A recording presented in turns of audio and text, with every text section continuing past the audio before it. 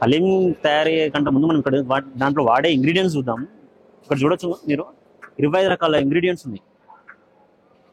అందులో హలీంలో యూజ్ చేసే పప్పుల దగ్గర నుంచి బాస్మతి రైస్, దాల్చిన చెక్క మసాలాలు, ఇది వచ్చి రోజ్ పెటల్స్, ఇవన్నీ కలుపుకొని 25 రకాల ఇంగ్రీడియంట్స్ ఇక్కడ ఉన్నాయి. సో ఇక్కడ చూడొచ్చు మీరు ఓవరాల్గా తయారయ్యే 3500 కిలోల ఈ కిచెన్లో తయారయ్యే హలీంకి యూజ్ చేసే ప్రోడక్ట్స్ ఇదంతా దగ్గర దగ్గర ఇవే ఎన్ని ఉన్నాయి, అసలు ఎన్ని కిలోలు ఉన్నాయో. సో హలీం తయారైన తర్వాత ఈ బాక్సెస్లోనే పార్సల్ చేస్తారు. పార్సల్ కావాలంటే పార్సల్ వాటికి.